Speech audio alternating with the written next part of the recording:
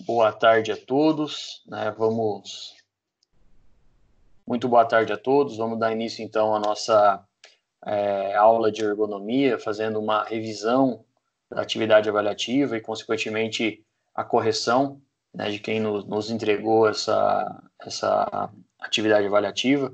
Foi encaminhado um link, né, no Google Forms, no WhatsApp de vocês. Eu mandei tanto no grupo como no particular, justamente para a gente participar desse momento aí de conhecimento, de troca de informações.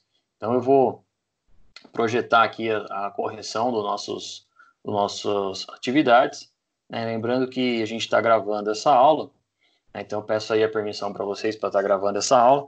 Eu vou disponibilizar ela no meu canal lá no YouTube, o mesmo canal que vocês assistiram as demais videoaulas. Lembrando que esse momento vocês podem também interagir, conversar comigo, fazer questionamento, alguns apontamentos aí. Fico feliz porque boa parte da sala participou entregando o trabalho, tá bem?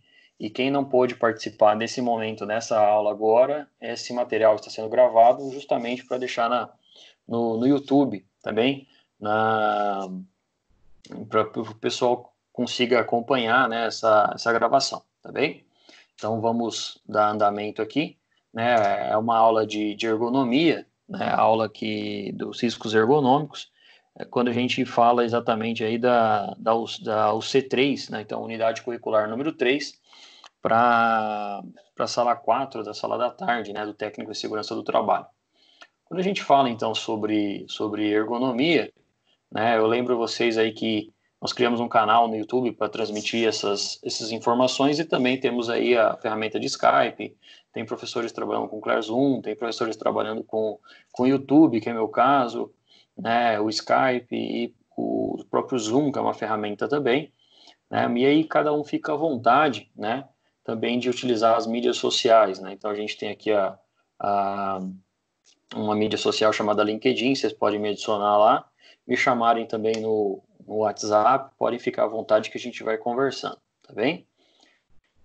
Quando a gente fala sobre ergonomia, a atividade ela foi baseada na aula que está lá no canal Quem Ensina Aprende, de ergonomia, conceitos e aplicações, a aula do TST na unidade curricular número 3. Então, está essa aula aqui, né? Nós tivemos 61 visualizações, eu tirei essa imagem hoje cedo.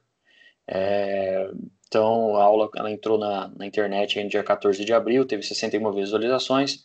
Muito provavelmente, muitas pessoas da sala assistiram mais que uma vez, por isso que isso se torna aí uma visualização um pouquinho maior, né, da quantidade de alunos, tá bem? Mas se vocês levarem em consideração o pessoal que deu o like aí, que curtiu o vídeo, dá aproximadamente a quantidade de alunos que nós temos na turma.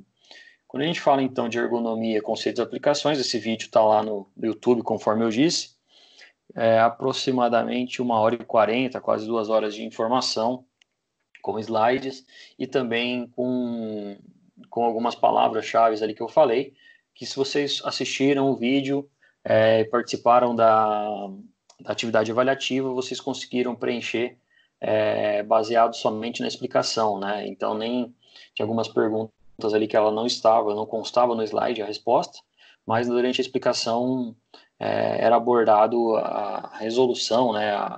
A, a resposta correta da atividade avaliativa. Quando a gente entra lá na primeira questão, nós tínhamos lá conceitualmente, ou seja, através dos seus conceitos, a ergonomia ela pode ser dividida entre física, cognitiva e organizacional. Então, eu fiz uma afirmação que ela dividia dessas 3 formas. E a ergonomia cognitiva é aquela relacionada, né? Nós tínhamos a opção anatomia humana, a otimização de sistemas sociotécnicos, né, que são relacionados aí a atividades de sistemas de produção, antropometria, que é o estudo da adaptação das medidas do corpo humano, as características psicofisiológicas ou alternativa a processos mentais. Tá?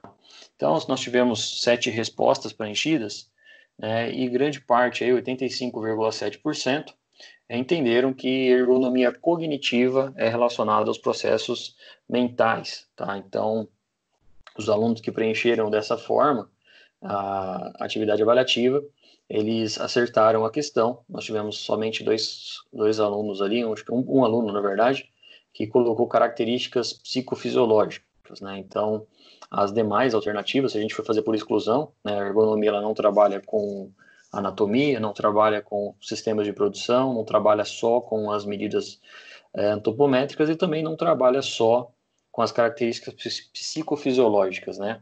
A cognitiva ela trabalha exatamente sobre os processos mentais. Aonde eu disse isso, né? Eu disse isso exatamente nesse momento aqui, ó. Quando a gente abre esse slide, eu apresento a abrangência ergonômica, principalmente falando sobre ergonomia física, cognitiva e organizacional. A física, ela tem uma interação, né, dos botões, do mobiliário, da cadeira, da área de alcance da trabalhadora. A cognitiva, então, tem a ver com os processos mentais, a relação do trabalhador com o que ele entende do trabalho, a relação do trabalhador, a interface, a comunicação dele com máquinas e equipamentos, e ainda a ergonomia organizacional, que fala exatamente sobre a organização, né, sobre os postos de trabalho, sobre a disposição, o layout, fala exatamente sobre a sequência, né, que deve se seguir uma produção. Então, quando a gente fala sobre ergonomia organizacional, nós estamos falando sobre organização, bem como informações relacionadas à organização, né, às empresas, horário de turnos, as frequências, né, ou escalas de trabalho, a diferenciação de pessoas ali, fazendo com que elas sejam mais adaptadas a algumas condições do que outras, mas como a pergunta era sobre ergonomia cognitiva, acertou aí quem colocou processos mentais, tá bem?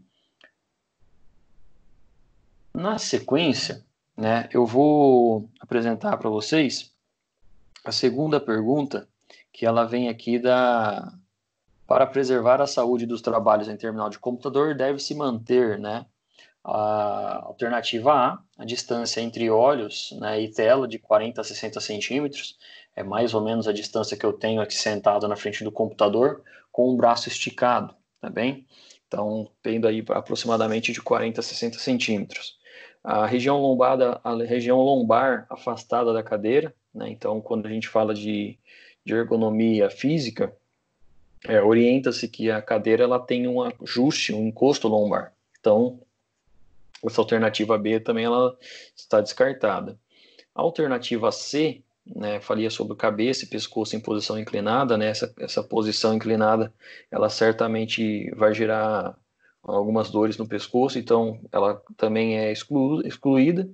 Cotovelo afastado do corpo, também não, e colocaram ali, uma pessoa colocou que é o centro da tela do monitor no nível do queixo, né? Então seria um nível monitor abaixo aí da linha da visão da pessoa.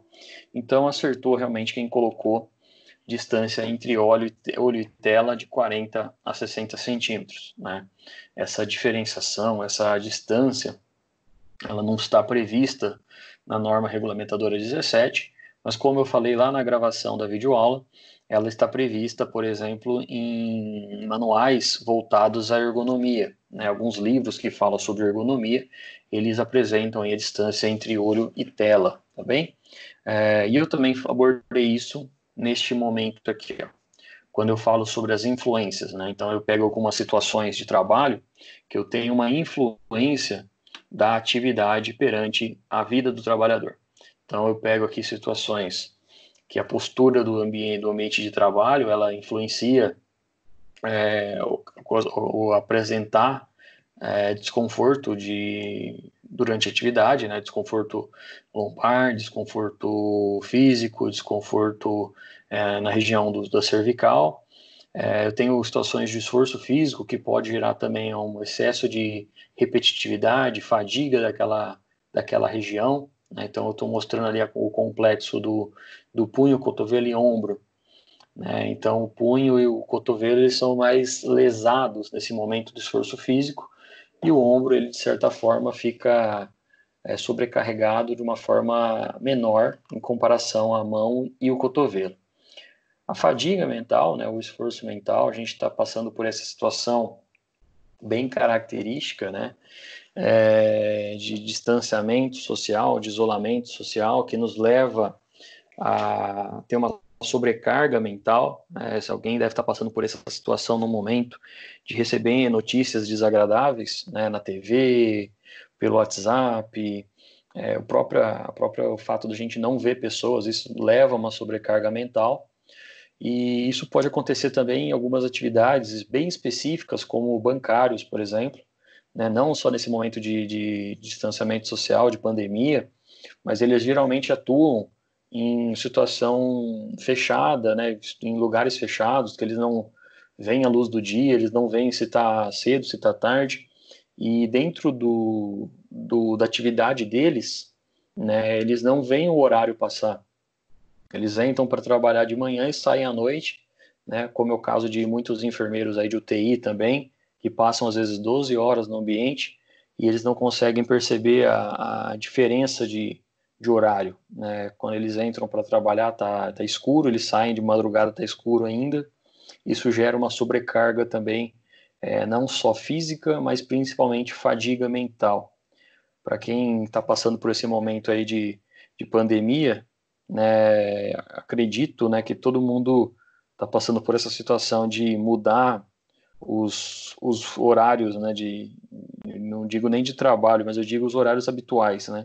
Então a gente almoça mais cedo, almoça um pouco mais tarde, às vezes almoçar bem mais tarde do que o horário combinado, né, que é o horário que o corpo ele já está acostumado. Todo dia está com cara de sábado, todo dia está com cara de domingo, toda segunda-feira, né, parece que é final de semana, mas prestem bastante atenção aí que isso é um dos motivos de sobrecarga mental, que é o fato de você não ter uma rotina bem específica. Tá? Isso aí vai ser avaliado também dentro da ergonomia. E a própria repetitividade, né, que é um fator de influência para lesões ocupacionais.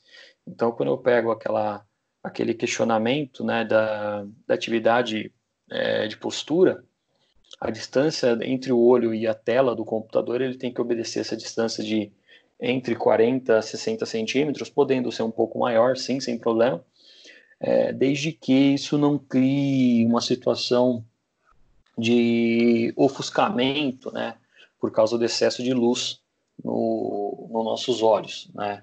A gente tem alguns hormônios aí, principalmente relacionados ao auxílio do sono, né. Quando a gente fala do auxílio do sono, eu levo em consideração que a hora que eu vou descansar, a hora que eu vou deitar, todo o corpo, né, todo o organismo, ele começa a produzir hormônios, principalmente no turno da tarde e noite, né, a partir das 7 horas da noite, que é a melatonina, ele começa a auxiliar aí para regular o relógio biológico. E aí, se eu não levo em consideração fatores como repetitividade, fatores como, por exemplo, esforço físico, esforço mental, isso certamente vai influenciar aí na minha rotina, tá bem? Dando sequência aqui à nossa pergunta, vou fazer uma pausa aqui antes da gente falar a resposta da pergunta 3, né, para perguntar se vocês têm algum questionamento, alguma dúvida, se a gente pode tocar dessa forma que está sendo conduzida. Tá bem? Pode ficar à vontade que eu vou tomar um gole de água também. Oi, Conrado. Tá ótimo desse jeito, viu? Oi, Daiane, tá ouvindo? Eu não tinha visto você. Oi. Tudo bem? Seja bem-vinda aí. Tá tudo bem, obrigada. Oi. Deixa eu ver aqui você. Deixa eu ver se mais alguém adentrou aqui. A Camila, a Mari, a Ana Luísa. Tá todo mundo aqui, né? Vamos dar sequência aí. Qualquer coisa, por favor, fiquem à vontade, tá bem? Tá ótimo assim, obrigada. Beleza, vamos lá. A pergunta 3, pessoal, ela falava sobre o seguinte. Isso aí já vou deixar um parabéns para todos aí de uma maneira bem genérica, né? Que todo mundo acertou, então 100%. Até existe um anexo específico quando a gente fala sobre as condições, né, de ambiente de trabalho. Na própria NR17, a gente tem muito bem especificado isso. Né? Eu lembro que eu comentei na gravação da aula, para a gente levar em consideração que algumas atividades elas são inerentes, né? A situação de calor, por exemplo, uma atividade de solda, ela é quente mesmo, né? Então, a temperatura efetiva ela vai ser um pouquinho maior em comparação a uma atividade relacionada à parte administrativa, tá bem? Por mais que a gente viva num país tropical, né, a gente vai ter influência aí das fontes artificiais de calor, tá bem? Então, quando a gente fala dessa pergunta 3, né, considerando os ambientes de trabalho como salas de controle, laboratórios, escritórios, sala de desenvolvimento ou de análise de projeto, onde são executadas atividades que exijam solicitação, né, esforço intelectual e atenção constante, destacam-se entre as condições recomendadas. Né, alternativa A ali, velocidade não superior a 0,2 centímetros por metro, 2,5 metros por segundo, nível de ruído entre 80 decibéis e 85, iluminação, né, que vem aí da palavra, da terminologia, que até é engraçado falar desse jeito, parece que a gente está falando errado, mas é certo, né, a palavra correta não é iluminação, é iluminamento, com índices de 70 a 85 lumens, né, ou lux, temperatura efetiva entre 20 graus Celsius a 23 graus Celsius, umidade relativa do ar não inferior a 30%. Então, quando a gente pega esse item lá da NR17, se a gente for procurar aqui nas condições ambientais, que elas estão específicas lá no item 17.5, né, ela começa lá a trazer todas as condições, né, da linha A, falando sobre ruído, a linha B, falando sobre a temperatura efetiva. Então, a resposta correta, né, exatamente é a alternativa D, né, que ela vai apresentar aqui a temperatura efetiva entre 20 a 23 graus Celsius, tá bem? Então, como eu acabei de comentar, nós vivemos num país com a temperatura tropical, né, nós vivemos na região abaixo dos trópicos aqui, então ela é um lugar que ele naturalmente é mais quente do que em comparação ao velho continente, né, a Europa, Estados Unidos, que tem regiões mais próximas, né, às camadas de geleiras polares. Então a gente naturalmente vai ser um país com um clima mais seco, né, que chove bem menos e que faz muito mais calor. Então, o Brasil, ele, se pegar hoje, nós estamos numa temperatura agradável, nós estamos numa estação de outono, e eu não me recordo agora, mas hoje cedo, por exemplo, estava 12, 13 graus aqui em Araraquara, que é uma cidade conhecida por Morada do Sol. Mas geralmente é comum, né, é típico a gente pegar situações de 30, 35 graus de temperatura. Né? Então o excesso de calor ele vai influenciar nas condições de conforto. Para isso a gente precisa aí adequar situações, por exemplo, de um ar-condicionado, que é uma forma de resfriar, né, a temperatura, para temperaturas de 20 a 23 graus Celsius, tá bem? Então, se você, homem, né, que tem um carro aí com ar-condicionado, tem ar-condicionado em casa e coloca a temperatura no 17, se a sua esposa, se a sua namorada, se a sua mãe, se a sua irmã ela reclama da temperatura, né, é porque você excedeu o nível tolerável para nossa temperatura aí, que vai ser abaixo de entre 20 a 23 graus, tá? Lembrando que a gente está falando de conforto. Então, tem coisas que para mim podem ser confortáveis que para vocês poderão não ser. Então, a gente tem que tentar deixar dentro dessa média, justamente nesses ambientes aí, especificamente em salas de controle, laboratório, escritório, sala de desenvolvimento, análise de projetos, tá bem? Porque existem a necessidade aí de esforço intelectual e atenção constante. Eu abordei essa pergunta, né, ela está respondida nesse slide aqui, ó, né, no índice de temperatura, né, de 20 a 22 graus Celsius, tá bem? Justamente porque a gente, na verdade, é 23, agora que eu observei, tem uma falha de digitação, muito provavelmente na hora que eu fui passar os slides para aí, deve ter acontecido esse erro, mas na norma ela fala de 20 a 23 graus Celsius, né? Então,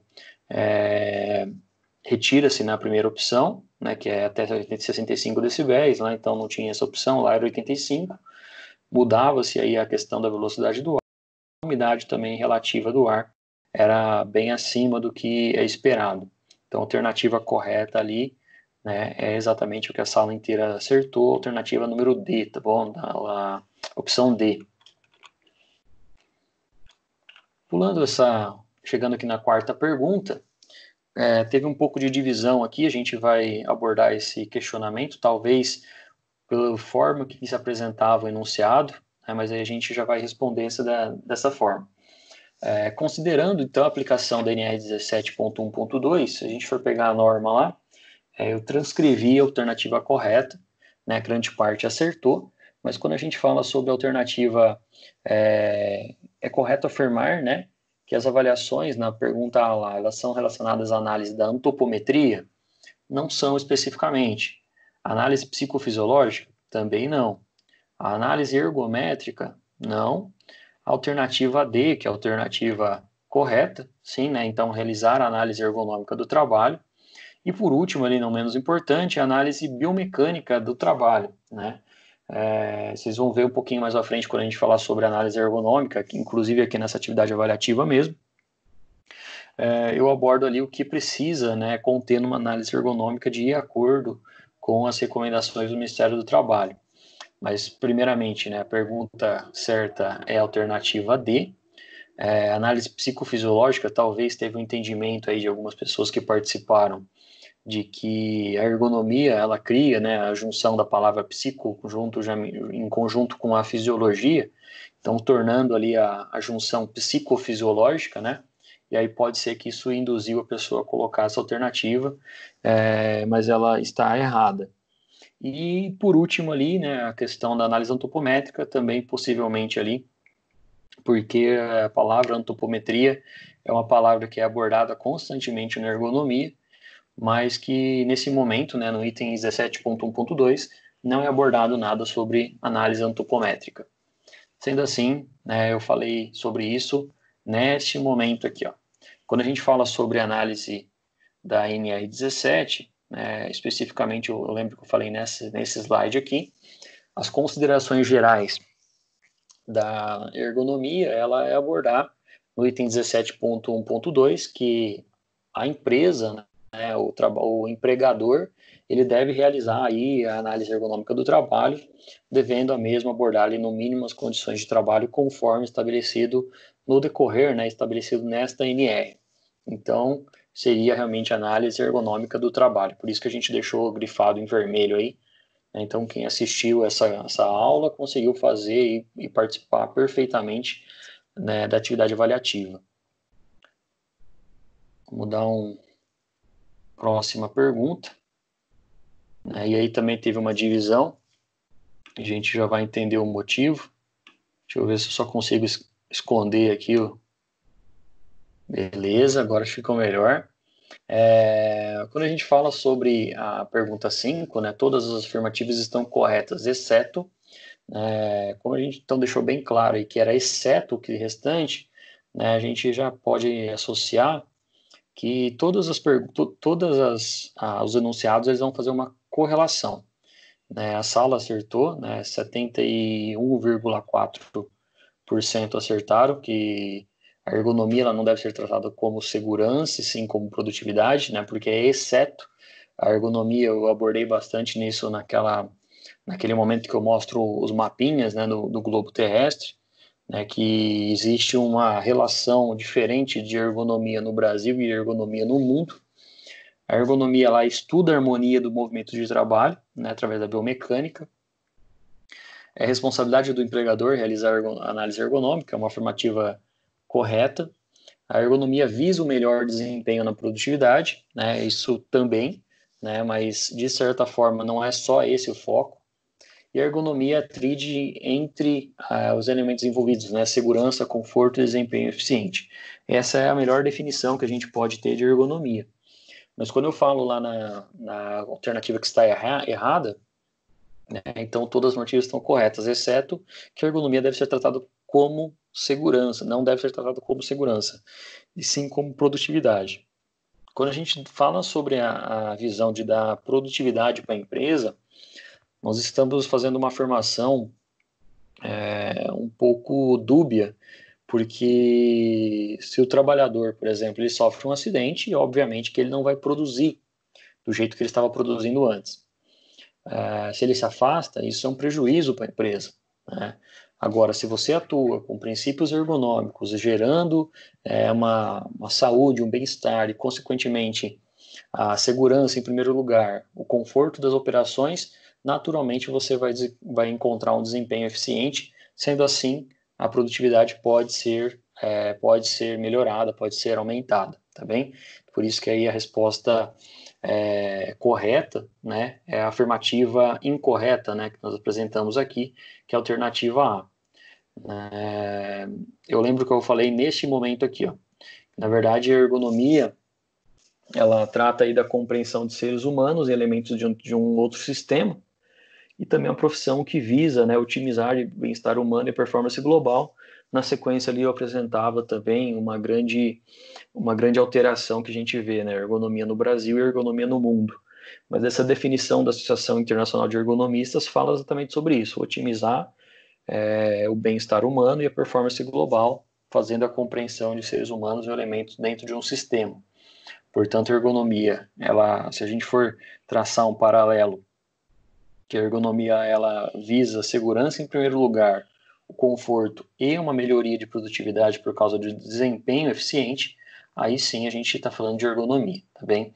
Eu lembro que eu passei até no final dessa aula alguns exemplos, né, e as métricas, né, as medidas que foram feitas foram essas, porque não pensem vocês que a gente vai fazer uma melhoria, vai cair a produção, por mais que o trabalhador esteja seguro, a empresa ela pode ver com maus olhos aquela melhoria, né, porque ele produzindo, né, do jeito que ele estava antes, de maneira insegura, ele estava dando conta da produção, a empresa ela vai ter uma visão. Tudo bem, o trabalhador está seguro, mas ele está produzindo menos.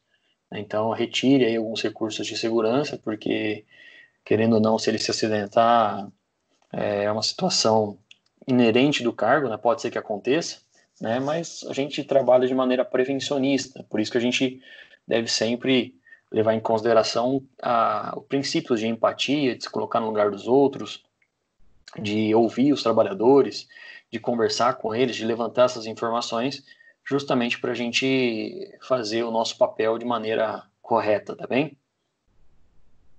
Deixa eu tomar um golinho de água aqui, por favor. Se alguém quiser acrescentar informação ou questionar algum ponto aí, fiquem à vontade, tá bem?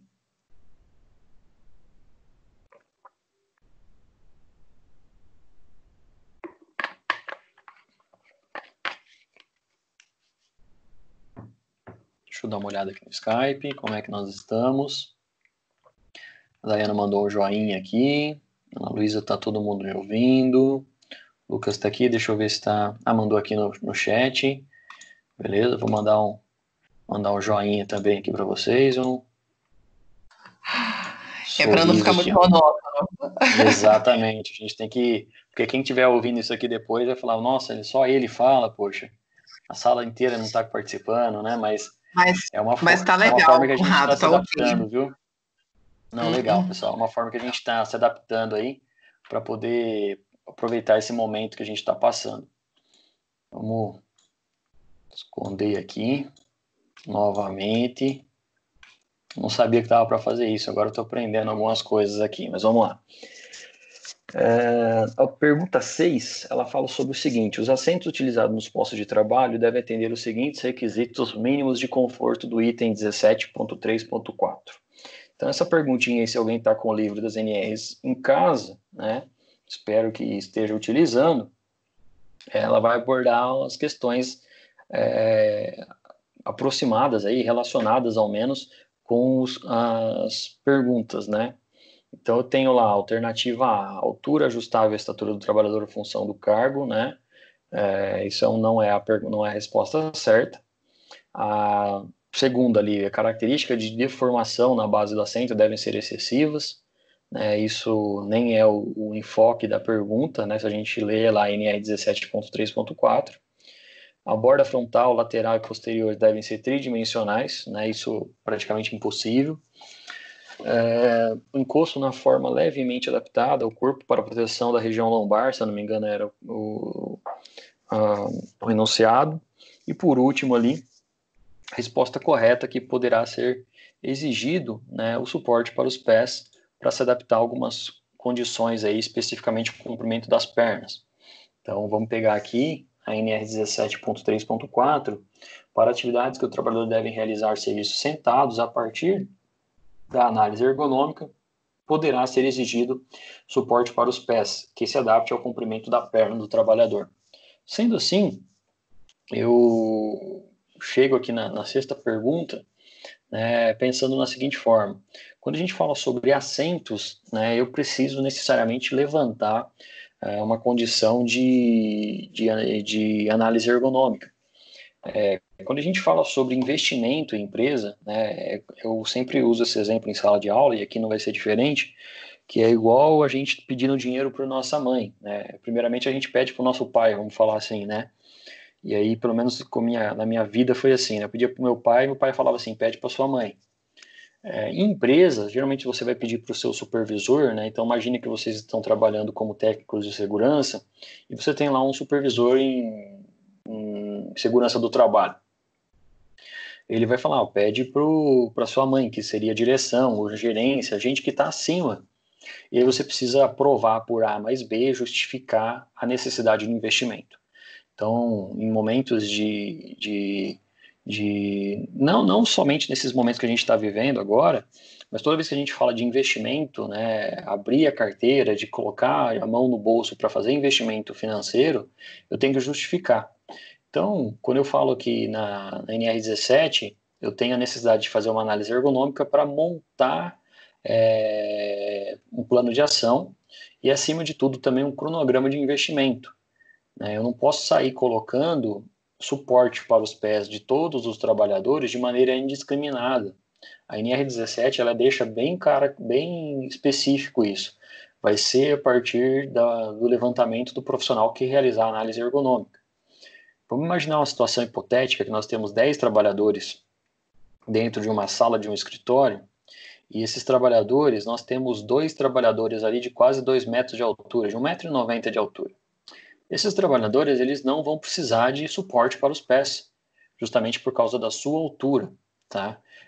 Devido à sua altura, eles não vão precisar de apoio para os pés, porque o comprimento ali do fêmur, da tíbia, dos ossos do membro inferior, o que a gente chama também de complexo do membro inferior, né, que é a coxa, né, o quadril, o joelho e o tornozelo, né, toda a estrutura do membro inferior. Essa estruturação, ela terá aí aproximadamente, se a gente está falando de um indivíduo de quase 1,90 m, ele tem aproximadamente aí quase 1 metro só de perna, né, de membro inferior, 90 centímetros só de membro inferior. Então ele não vai precisar desse suporte de apoio para os pés. Dessa classe que eu falei de 10 pessoas, vamos pegar ali mais 3, vão ter entre 1,70 m, 1,68 m a 1,70 m, por exemplo, né? Que é o pessoal considerado aí de padrão normal, né? O padrão da altura, da estatura do brasileiro, né? Esse pessoal, eles vão precisar de apoio de pé somente, né, somente se eles notarem, se eles relatarem para o profissional ergonomista desconforto nos membros inferiores, desconforto nas pernas. Vocês que estão assistindo essa videoaula, não sei se vocês estão nesse momento deitados, se estão em pé, se estão sentados, mas a gente passar aí mais de 2 horas sentados, ou 1 hora que seja, é extremamente incômodo, né, na frente de um computador. Por mais que a gente esteja fazendo aula de maneira remota, é preferível, né, que a gente tenha aulas em cadeiras apropriadas, que são o caso das escolas, do que no sofá de casa, né, na nossa sala. Então, quando a gente pega essa situação, né, vamos voltar lá que o restante, né, dos trabalhadores daquela sala que eu falei de 10 pessoas, são aí pessoas abaixo de 1,58 m, né, pessoas que têm 1,51 m, 52, 1,55 m. Essas pessoas, elas terão seus membros inferiores menores, portanto, elas precisarão de uma adaptação de um apoio para os pés, tá bem? Esse item, ele é abordado, né, quando a gente começa a falar sobre esses relatos aqui, ó. As mesas e cadeiras, elas devem apresentar certificações da ABNT, principalmente nos mobiliários. Quando a gente fala sobre a BNT, nós estamos falando da Associação Brasileira de Normas Técnicas. E nesse momento, nesse item, né, especificamente aí na BNT, que ela fala sobre cadeiras, ela apresenta, né, nas suas estruturas aí a necessidade de uma regulagem, tá, de altura para o trabalhador que realiza atividade sentada. Se não tiver a regulagem, se não for possível realizar a regulagem, seja então adaptado, né, um suporte para os pés daquele trabalhador. E isso vai ser levantado a partir do item da norma, né, da NR 17.3.4, tá bem? Deixa eu passar aqui o videozinho. E a gente chegou nas nossas perguntas dissertativas, né? Lembrando, pessoal, que nesse momento eu estou trazendo na íntegra o que foi passado por vocês aí, que foi escrito por vocês. Lembrando que não tem certo ou errado, a gente está falando aqui de uma pergunta dissertativa, portanto, é esperado que seja encontrado aqui o que vocês entenderam da matéria. Então, primeira pergunta, né? Ali o empregador está obrigado a realizar a análise ergonômica do trabalho. Lembrando que dentro da conjuntura que a gente encontra-se hoje na segurança do trabalho, nós temos uma provável revisão da NR1, né, que antigamente era conhecida como norma regulamentadora que falava da ordem de serviço.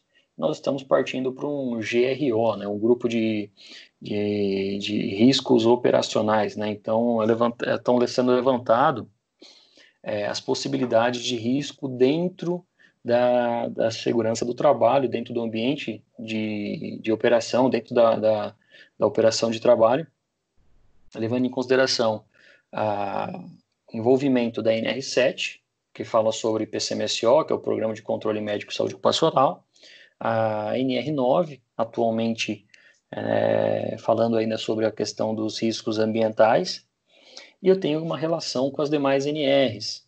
A NR17, ela fala sobre a obrigatoriedade. Lá no item 17.1.2, ele fala sobre a necessidade de realizar, sim, análise ergonômica. O que deve constar nesse documento? Né? Algumas pessoas aí foram além, né? Por exemplo, a primeira pessoa ele colocou sim, né? Deve abordar no mínimo as condições estabelecidas na NR, tá certo. O empregador deve abordar as condições de trabalho conforme estabelecido, perfeito. Os riscos ergonômicos da empresa, do posto de trabalho ou do profissional, perfeito também. Eu não sei quem foi que colocou essa definição, mas, por exemplo, colocou aqui, ó, sim, o empregador é obrigado a realizar, tá certo? E aí, ela citou ainda o manual de aplicação da NR17, que eu relato na videoaula, e também deixei de link aí, muito bacana a pessoa que foi lá, que copiou, que colocou aqui as informações, porque apresenta os itens específicos, né, que consta no manual de aplicação, né, que ele é mais uma leitura mais técnica, né, para quem baixou e leu, apresentado itens específicos aí, 10 tópicos, né, se eu não me engano, agora falando sobre a necessidade de o que deve constar no documento, né? Esse é o manual de aplicação, então ele sim vai estar bem mais amplo, né? Por isso que ele apresenta aí, né, ó, análise da demanda, ou seja, qual que é o objetivo da análise ergonômica, se é a prevenção de acidentes, se atender à legislação, se é uma reivindicação do sindicato dos trabalhadores, que estão relatando bastante afastamento dos trabalhadores, se é uma reivindicação jurídica, né, judicial, tá bem? Se pode ser, por exemplo, um juiz do trabalho solicitando uma perícia relacionada àquele ambiente, ou ainda uma investigação de acidente. Então, tudo vai depender da demanda, qual que é o foco que você vai enxergar enquanto ergonomista daquela atividade. E ainda, né, trazendo ali tópicos, né, definição das situações de trabalho a serem estudadas, a validação do diagnóstico, análise global e por aí vai, de acordo com esses 10 tópicos que a gente não estudou na nossa aula de ergonomia, mas eu deixei o material aí de consulta. Muito bacana quem escreveu isso aqui, quem deixou respondeu essa pergunta aqui. E temos mais alguns casos aqui, né, que também foi apresentado aí o tópico que a gente abordou em sala, né, que é o levantamento, transporte e descarga de materiais, no mínimo, né, tem que constar esses 5 itens, né, levantamento, transporte e descarga de materiais, o mobiliário do posto de trabalho, os equipamentos que são utilizados no posto de trabalho, as condições ambientais, então envolvendo toda a parte dos riscos ambientais de trabalho, mas ligados à condição de conforto, né, não somente os riscos ambientais que a gente vê na higiene ocupacional, né, risco físico, químico, biológico, mas sim as condições do ambiente, né, se é calor, se está frio, se está dentro dos itens específicos aí que a gente já viu lá na NR 17.5.2. E ainda a organização do trabalho. Então, teve mais pessoas que citaram, né, sim, de acordo com o item 17.1.2, a norma ela visa a adaptação das condições de trabalho, as características psicofisiológicas dos trabalhadores, o empregador deve realizar análise ergonômica, de acordo com o seu entendimento ali, né, para tanto é necessário considerar levantamento, transporte, manuseio, mobiliário, equipamentos, ferramentas do posto de trabalho, condições do ambiente do posto de trabalho e a própria organização. Excelente, e também ali no final colocar assim, deve constar na análise da demanda, situações de trabalho, análise global, análise da tarefa, recomendação, diagnóstico e análise da população dos trabalhadores.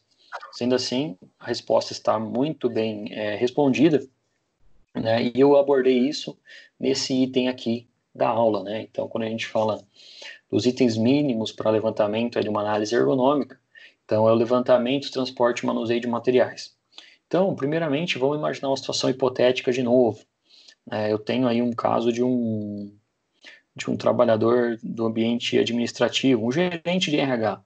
Ele faz levantamento, transporte e manuseio de materiais? Vamos fazer essa pergunta aí, visualizando o pessoal que está aqui no Skype. O que vocês acham, pessoal? Eu acho que faz, ué. Você acha que ele não faz? Dayana? Eu acho que faz. Eu acho que faz. Um gerente de recursos humanos? Não, gerente não. Eu não escutei a palavra gerente. Quem trabalha. Gerente não. Não, Gerente não faz nada. Só dá uma bagaça. não fala isso não. Se algum gerente estiver ouvindo isso... Mas se ele, em comparação, né, se a gente for fazer uma comparação com o operador de uma empilhadeira, se for fazer uma comparação com um trabalhador aí da área, uma padaria, de uma área de um supermercado, na parte de logística, certamente ele não faz em comparação às demais atividades. Portanto, eu não preciso fazer nenhum levantamento, né, transporte e manuseio de materiais nessa atividade de gerente de recursos humanos, de um administrador, de pessoas relacionadas a um ambiente administrativo. Em compensação, eu preciso olhar ali com lupa, né? Isso é uma terminologia bem antiga, né? Que o pessoal falava antigamente, ó, tem que olhar com lupa, isso aí. O mobiliário, para verificar as condições de trabalho, se a cadeira é boa, se a mesa é adequada, se existe muita bagunça em cima da mesa, né? Às vezes a pessoa ela deixa aquela mesa toda empilhada de materiais, de arquivo, de um monte de coisa, porque ela simplesmente não tem local para guardar. Ou ainda, trocaram a cadeira do setor inteiro, lá, os gerentes, diretores, e aquele funcionário lá que entrou recentemente, ele está com a cadeira mais velha, mais usada da empresa. Então, esse mobiliário, ele precisa ser adequado às características, isso tem que ser apontado lá na análise ergonômica, tá bem? Agora fazer uma contrapartida, né? Vamos inverter um pouquinho. O mobiliário do posto de trabalho de um operador de empilhadeira, ele tende a ser menos frequente, né, menos usual, né, para ser utilizado aí, do que, nesse caso, a operação aí do gerente de RH, né? O gerente de RH ele vai ter um mobiliário. O operador de empilhadeira, ele vai ter um equipamento, vai ter uma máquina, tá? Então, ele não vai ter tantas condições assim para serem adaptáveis, né? Quando eu estou falando de imobiliário, eu estou falando exclusivamente aí de cadeira, mesa, arquivo, né? Eu estou falando desses itens mais ligados à parte administrativa, tá bom? Então, eu posso citar, né? O operador de empilhadeira ele não tem um mobiliário do posto de trabalho, mas eu tenho que dar uma ênfase muito grande aos equipamentos desse posto e as ferramentas que ele utiliza para o trabalho também.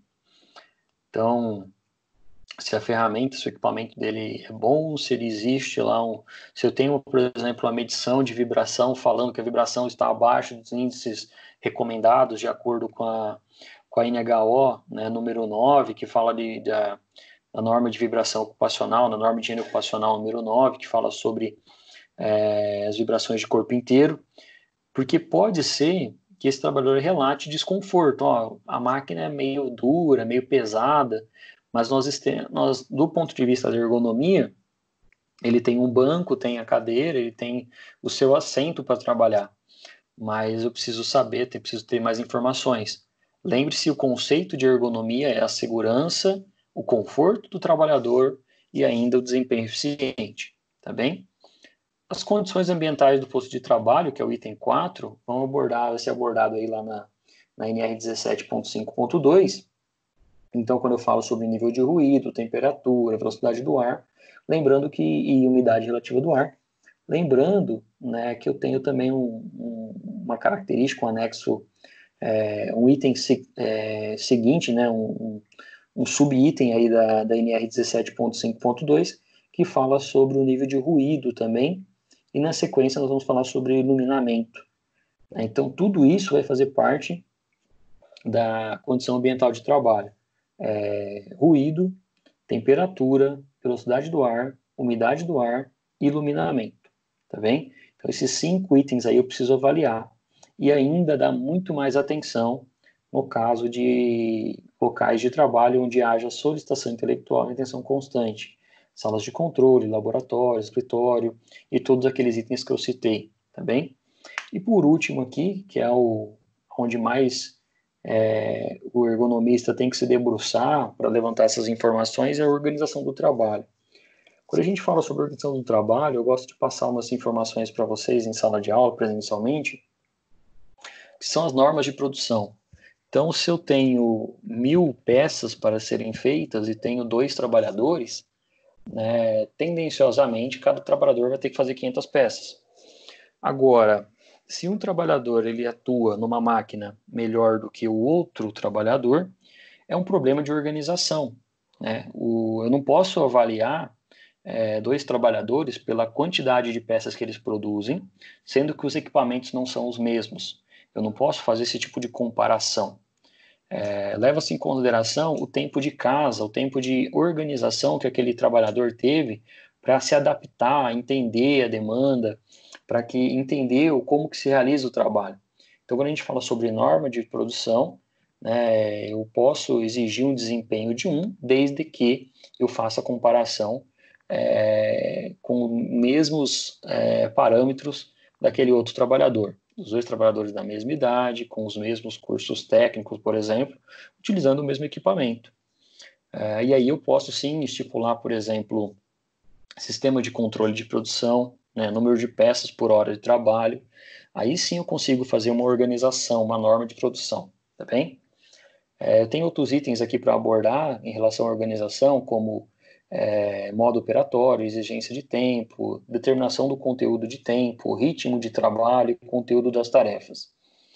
Eu gosto de usar esse exemplo, pegando uma brincadeira lúdica assim, se você tem um irmão em casa aí, né, que é a situação de 2 irmãos na sala de aula, um vai ser um pouco mais atencioso do que o outro para algumas coisas de afazeres domésticos, alguns afazeres em casa. Outros vão ter uma visão mais habitual do que fazer por ser mais velho, por ser mais novo, né? E o trabalhador ele também é bem semelhante a essa situação.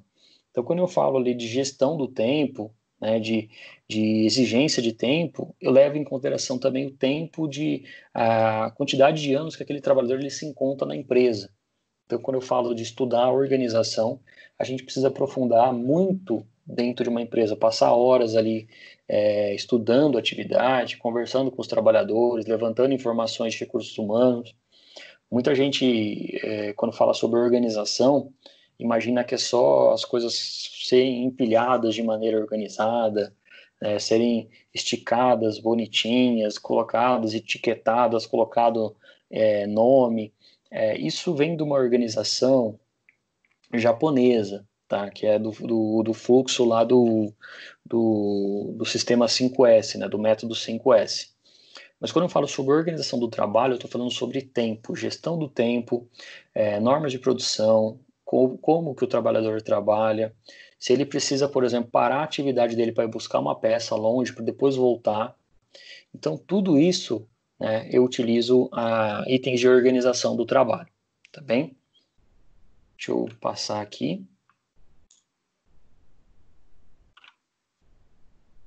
Deixa eu ver se tem mais alguma pergunta aqui, se tem alguma... Ô, Conrado, Oi.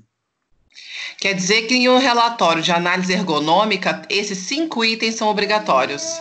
Exatamente, esses são os 5 itens mínimos obrigatórios, né? Eu Pronto, mas posso se tiver trazer... os 5, já é suficiente. Sim, exatamente. Se tiver os 5 Tá. já é o suficiente, tá bem? Me fala Quando a gente um fala... que não tá dentro disso, é uma exceção. Se quiser Ah, colocar, me falou. a gente até abordou, deixa eu voltar aqui, ó, nesse item aqui, eu não sei quem colocou isso aqui, foi essa opção aqui, ó, por exemplo, análise global da empresa, né? Vamos imaginar que a gente fala de análise global, eu vou pegar um caso bem específico aí, que um auditor fiscal pediu uma informação sobre aquela empresa. Então, se a gente pegar lá uma empresa, pegar um exemplo bem característico aqui de Araraquara, nós temos a Nestlé aqui em Araraquara, e a gente fala sobre a empresa de uma maneira global. Quantidade de funcionários, qual que é a posição logística dela na cidade, ela se encontra-se entre as maiores empresas, as menores empresas. Eu posso trazer isso dentro de um formulário, dentro de uma análise global da empresa, falando sobre os itens dela, mas não necessariamente eu preciso ir lá e pegar aquela parte que tem lá no... Geralmente os alunos colocam bastante isso em projeto, né? A história da empresa, missão, visão, valores. Esses documentos, eles são documentos internos. Eu não preciso necessariamente colocar isso numa análise ergonômica, tá bem? Então, quando a gente fala de um levantamento, eu posso apresentar isso para o fiscal, né? Olha, a empresa, a Nestlé, veio lá se eu não me engano, da Alemanha, não me recordo agora, surgiu nos anos tal. Eu não preciso fazer essa apresentação porque tendenciosamente o fiscal ele deve conhecer a empresa, né? Todos nós já ouvimos falar. Agora, se é uma empresa que eu estou apresentando recentemente, né? Vou imaginar aqui a serralheria do seu Luiz, que tem aqui perto de casa. Eu tenho que colocar o seu posicionamento, colocar o seu endereço, colocar a quantidade de funcionários, apresentar qual que é o poder financeiro dessa empresa, né, de certa forma, de investimento. Porque quando o fiscal for pegar e falar assim, ó, você colocou aqui para ele fazer adequação de banco semi-sentado. Financeiramente, a serralheria do seu Luiz tem muito menos poder de investimento do que uma Nestlé, né? Então, essa análise global são itens que eu, particularmente, nas minhas análises, eu não coloco. Tá? Até mesmo porque quando eu visito uma empresa, eu faço uma consultoria, eu atendo uma empresa nesse sentido, geralmente isso é um pedido do fiscal. Então, ele já foi lá, já visitou a empresa, já conhece a empresa, né? E algumas outras coisas eu posso tratar no particular com ele, não preciso formalizar isso em um documento, né? Eu passei por uma situação recente que uma empresa ela tinha aberto recuperação judicial, ou seja, ela estava num trâmite aí financeiro, que é uma situação características de empresa da área deles, né? É uma empresa que atua com cerâmica, então o rendimento é baixo, não é tão alto igual a gente imagina, e o fiscal queria, porque queria que eles colocassem um investimento como se fosse um borrifador, vamos falar assim, né, para diminuir a temperatura na cidade. Então eu expliquei para ele, falei, olha, financeiramente, né, eu não vou falar isso no documento, não vou escrever isso no documento, mas financeiramente a empresa ela não tem essa viabilidade financeira de fazer isso. Podemos colocar isso num plano de ação para 2025, vamos falar assim, né? Colocar isso com 5 anos para fazer. Mas no atual conjuntura financeira, né, isso foi antes desse momento de pandemia, né, na atual conjuntura eles não têm poder de investimento. O fiscal entendeu, desde que constasse no documento que em 2025 estivesse pronto, né, esse sistema de diminuição de temperatura no barracão, porque eles trabalham com fornos, esse forno gera um calor para o ambiente, né? Não para o obviamente que ninguém atua dentro do forno, porque aquele forno ali é um forno específico de cerâmica que ultrapassa os 1000 graus de temperatura. Mas como ele fica dentro do barracão, no meio do barracão, a situação encontrada para que não exista ali exposição de insalubridade para aqueles trabalhadores é trabalharem longe da fonte de calor, tá bem? Não sei se eu respondi a pergunta. Respondeu, tá ótimo. Beleza. Pessoal, Beleza. só um minuto, por gentileza.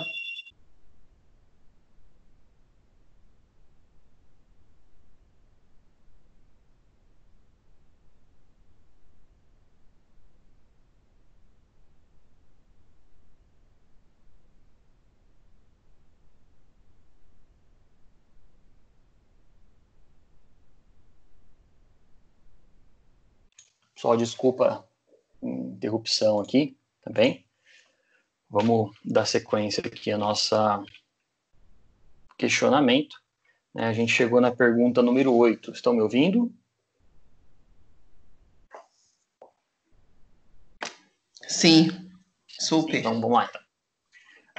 Então, a pergunta número 8, né, descreve aí os 3 tipos de ergonomia, né, física, cognitiva e organizacional.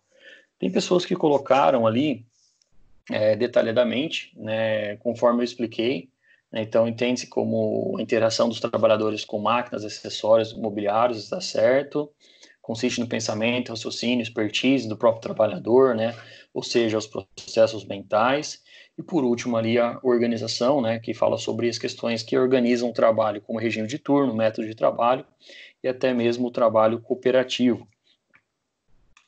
Abordamos, teve mais umas enunciados, algumas questões que foram preenchidas de maneira mais detalhista, né, trazendo inclusive correlações com os itens da NR, né, então memória, raciocínio, que é falado no estudo aí da cognição do trabalhador.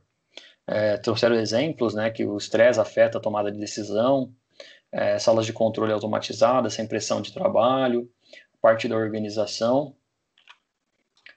Apresentaram ainda mais algumas alternativas aqui, ó, separada, né? Então, a ergonomia, ela pode ser dividida em física, cognitiva e organizacional. A física estuda os aspectos da anatomia, fisiologia, biomecânica e a forma como o produto atua também sobre cada um desses fatores, né? A cognição, que estuda a memória, a atenção e a concentração, raciocínio. E, por último, ali a organização, a organizacional, que estuda os sistemas de influência da relação entre o homem e o trabalhador, envolvendo cultura, política, né, modelos de gestão. A cognição também foi abordado nessa outra pergunta, né, aqui já só mudou a ordem, aqui colocou cognição física e organizacional. Física, cognitiva e organizacional também na sequência. Física e cognitiva e organizacional. Lembrando, pessoal, que conforme eu falei, né, não existe certo ou errado aqui. Aqui eu quis entender o entendimento de vocês em relação à ergonomia e pelo que eu li, né, e trouxe aqui na apresentação, todo mundo acertou bem aqui esse detalhamento dos tipos de ergonomia. A gente traz aqui na nona pergunta qual que é a diferença entre tarefa e atividade. Essa pergunta, né, ela foi tendenciosa, até mesmo porque a gente já abordou isso durante a aula, que tarefa é o que a gente chama de trabalho prescrito. Então, tarefa é o que eu peço para que o trabalhador realize. Então, aquela ordem de produção, aquela ordem de serviço, é a tarefa. Tá? Então, recentemente, né, vou dar um exemplo aqui de casa, recentemente eu fiz a aquisição de um plano melhor aí de internet. E acho que todo mundo está passando por isso, a net caiu, aí, enfim, tivemos que fazer algumas alterações, aumentou um pouquinho a parte financeira, mas como é a nossa ferramenta de trabalho neste momento, eu encontrei essa alternativa.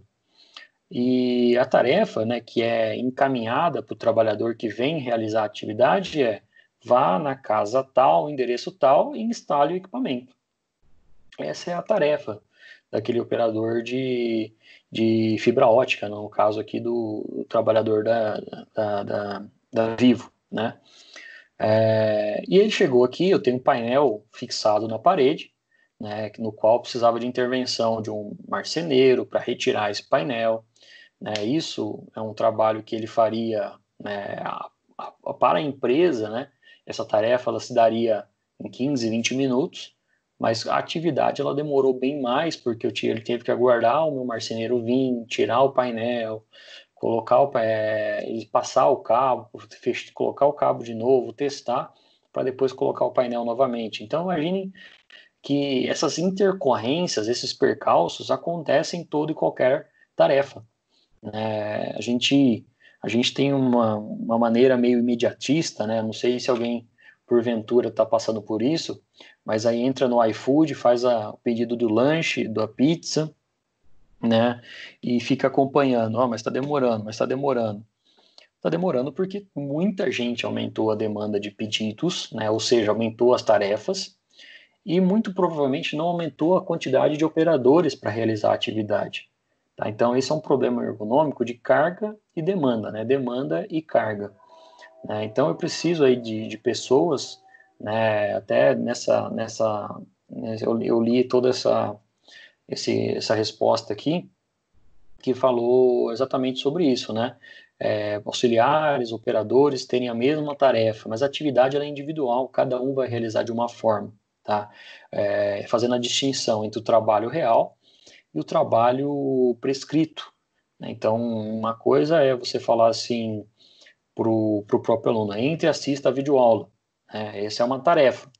Agora, como que ele vai fazer para encontrar um tempo, utilizar a internet, para poder fazer a atividade em si, é algo que a gente tem que ser bem flexível, principalmente nesse momento, né? E a gente não tem encontrado flexibilidade em alguns momentos, né, quando por exemplo, situações de pedidos, né, imediatistas, pedidos do iFood, ou situações ainda que a gente está pagando, né, e a gente não está preocupado com o que está acontecendo, seja de problemas da atividade. A gente está pagando, a gente quer receber, a gente tem esse pensamento, mas existe toda uma interação entre tarefa e atividade. Então, a tarefa é o trabalho prescrito e a atividade é como efetivamente aquilo ocorre, tá bem? Trabalho efetivamente realizado refere-se ao modo que a pessoa executa uma tarefa prescrita, e através da prescrita é o que a empresa pede para o trabalhador realizar. Tarefa é um conjunto, uma função do qual o trabalhador foi prescrito, ou seja, o trabalhador deve realizar, podendo ser uma forma coletiva. Já a atividade são ações realizadas, né, no dia aí do trabalhador que faz para cumprir suas tarefas. Não sei se teve algum errinho de escrito aqui, de escrita, mas acho que às vezes foi no próprio corretor ortográfico, né, acabou colocando aqui. E ainda, né, tarefa para o trabalho prescrito e atividade é como ele efetivamente realiza, tá bom? Então, mais algumas situações. Então, só para a gente deixar bem ensinado essa atividade, né, essa tarefa e atividade, tarefa é um meio que eu recebo, né, por exemplo, eu recebo um cronograma para dar aula.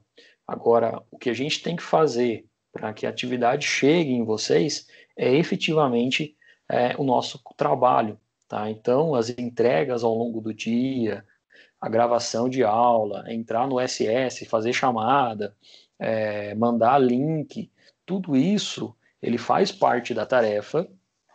Entretanto, nesse momento, a gente demanda muito maior nossa atividade.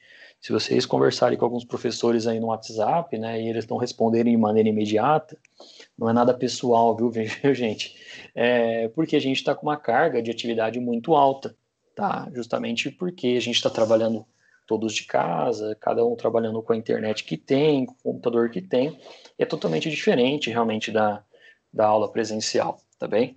Mas a gente está se esforçando aí para que esse tempo seja bem utilizado, né? Justamente para que a gente também não perca o contato com os alunos e lá, quando voltar, né, a gente precisar retomar toda a atividade. Obviamente que haverá revisões, haverá material aí para a gente estudar, mas existe uma diferença clássica entre tarefa e atividade também nas empresas.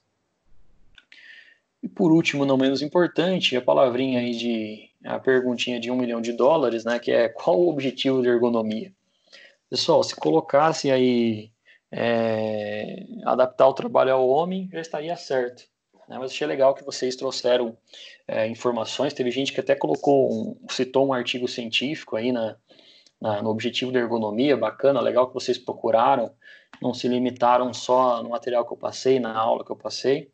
Então, o objetivo da ergonomia é garantir, sim, a qualidade de vida ao trabalhador, ao ser humano, elevando o seu desempenho do trabalho, diminuindo o cansaço físico e mental, diminuindo situações de estresse, pressão, evitando a ocorrência de doenças ocupacionais e acidentes de trabalho, e as consequências aí para um melhor resultado qualitativo e quantitativo das atividades realizadas. Transformar o trabalho de forma a adaptá-lo, as características, a variabilidade do homem do processo, preservando saúde, segurança, produtividade e qualidade. Garantir aí certos parâmetros, né? Então, como eu falei, vai ter locais que a gente vai precisar ter parâmetros, tem os que a gente vai se basear em livros, tem lugares que a gente vai ter que criar parâmetros, tá? Justamente a fim de oferecer conforto ao trabalhador. Gerar o bem-estar ao trabalhador através do desenvolvimento de aplicações e técnicas que possam melhorar o ambiente de trabalho e, assim, consequentemente, a produtividade.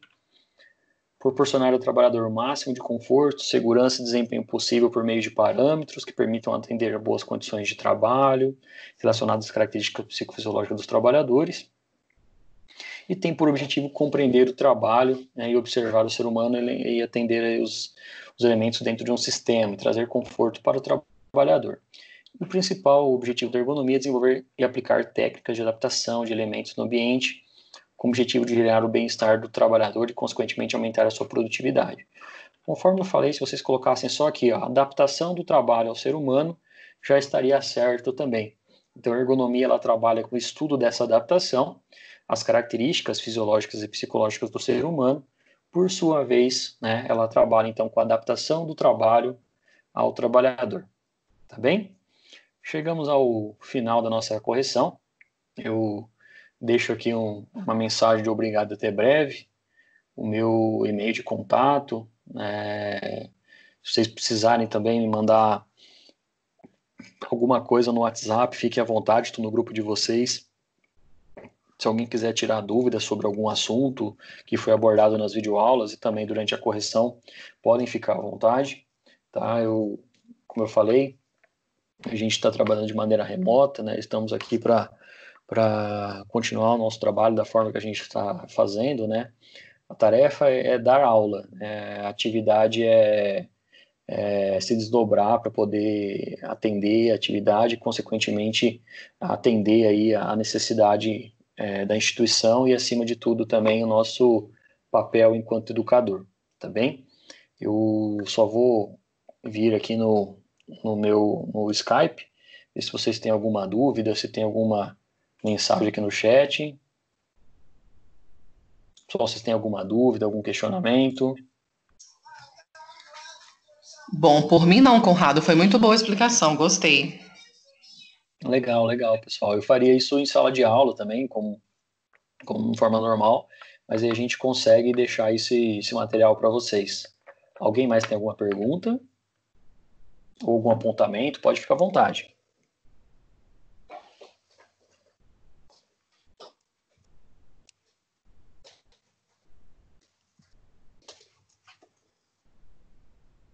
Pessoal, tudo bem?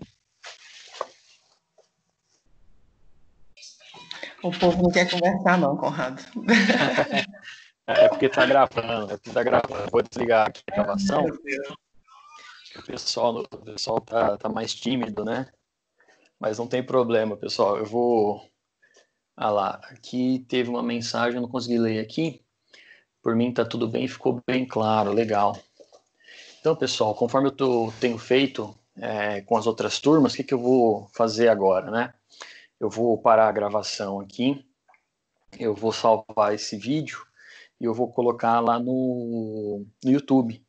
Então, vocês podem acessar o YouTube a qualquer momento, lá no canal Quem Ensina Aprende, foi o canal que a gente criou justamente para passar por esse momento aí de isolamento social, né, de formas de aula de formato remoto. E eu agradeço pela participação de todos, né, agradeço aí por estarem envolvidos com a disciplina. eu vou, conforme eu falei aqui, eu vou mostrar para vocês só rapidamente o canal aqui no YouTube. E aí eu vou deixar os vídeos aqui para vocês assistirem. Então, provavelmente vai estar aparecendo aqui. Quem já se inscreveu aqui no canal vai receber uma notificação, tá? E eu agradeço para quem puder assistir aí, tirar alguma dúvida, quiser assistir novamente. Essa gravação vai estar disponível aí até no final da tarde. Também vou parar a gravação. Agradeço a todos pela participação. Você que está nos assistindo essa gravação, agradeço aí por chegar até o final dela. E dúvidas, pode entrar em contato comigo. Um forte abraço. Obrigada, Conrado. Abraço, viu? Tchau, tchau. Tchau, Até pessoal. mais. Tchau, tchau, pessoal. Tchau, Daiane. Tchau. Tchau. Tchau, tchau, Camila.